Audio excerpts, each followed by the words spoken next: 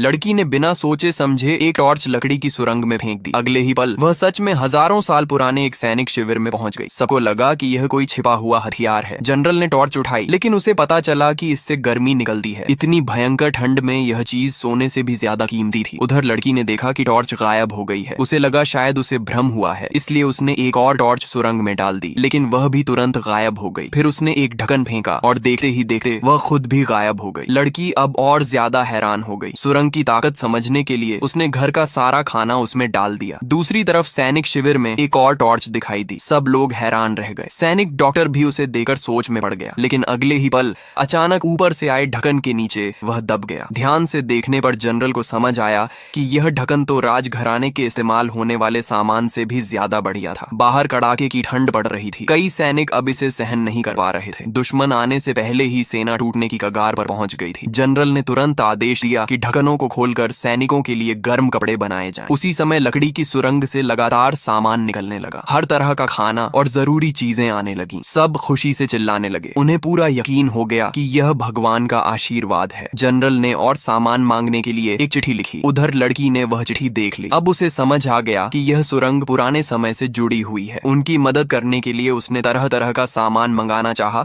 लेकिन उसके फोन में पैसे कम होने की चेतावनी आ गई। उसी समय सुरंग से सोने चांदी के गहनों का ढेर बाहर निकल आया। लड़की की खुशी का ठिकाना नहीं रहा। उसने तुरंत एक पूरा ट्रक खाना खरीद लिया। दूसरी तरफ लोग अभी भी डर रहे थे कि कहीं ज्यादा मांगने से भगवान नाराज न हो जाए, लेकिन अगले ही पल सुरंग से सामान लगातार आता रहा। सब लोग अपनी बची हुई जान की खुशी मना ही रहे थे कि अचानक दुश्मन का भेजा हुआ एक हत्यारा हमला कर देता है। जनरल बुरी तरह घायल हो गया और किसी को समझ नहीं आया कि क्या किया जाए। जनरल के सहायक ने पट्टियां सुरंग में फेंक दी। उसी समय लड़की ने वे पट्टियां देखी। उसने तुरंत इस्तेमाल करने का तरीका लिखकर एक मेडिकल बैग के साथ पुराने समय में भेज दिया। लेकिन दूसरी तरफ सैनिक डॉक्टर इन अजीब चीजों को देखकर समझ नहीं पाया कि इन्हें इस्तेमाल कैसे करना है।